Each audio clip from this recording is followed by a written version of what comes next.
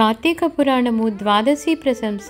మహారాజా, కార్తీక మాసమున కార్తీక సోమవారమున కార్తీక ద్వాదశి వ్రతమును గురించి వినుమని వశిష్ఠ మహాముని ఈ విధముగా తెలియజేసిరి. కార్తీక సోమవారము నాడు ఉదయముననే లేచి కాలకృత్యములు తీర్చుకొని నదికి వెళ్లి స్నానము చేసి ఆచమనం చేయవలెను. తరువాత శక్తి కొలది బ్రాహ్మణునకు దానమిచ్చి ఆ రోజంతయు ఉపవాసముండి సాయంకాలము శివాలయమునకు గాని విష్ణువాలయముకు గాని వెళ్ళి దేవుని పూజించి నక్షత్ర దర్శనం చేసుకొని పిమ్మట భుజింపవలేను. ఈ విధముగా చేసిన వారికి సకల సంపదలు కలుగుటయే కాక మోక్షము కూడా పొందుదురు. కార్తీక మాసములో శనిత్రయోదశి వచ్చిన ఎడల ఆ వ్రతం ఆచరించినచో 100 రెట్లు ఫలితము కలుగును.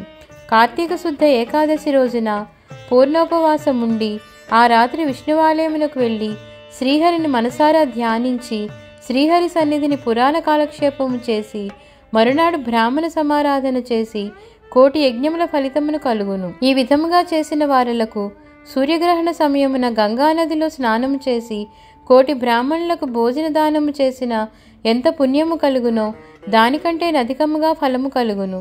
కార్తీక శుద్ధ ద్వాదశి నాడు శ్రీమన్నారాయణుడు శేషపానుపై నుండి లేచుచు గనుక కార్తీక శుద్ధ ద్వాదశి వ్రతము విష్ణువుకు ఇష్టము. ఆ రోజున శ్రీమంతులెవరైనా ఆవు కొమ్ములకు బంగారు తొడుగులు తగిలించి ఆవు కాళ్లకు వెండి డెక్కలు తగిలించి దూడతో సహా బ్రాహ్మణులకు దానమిచ్చిన ఎడల ఆ యావు శరీరమందు ఎన్ని రోమములు కలవో అన్ని సంవత్సరములు ఇంద్రలోకములో స్వర్గసుఖములు అందుదురు. కార్తీక మాసమందు వస్త్రదానము చేసినను గొప్ప ఫలము కలుగును.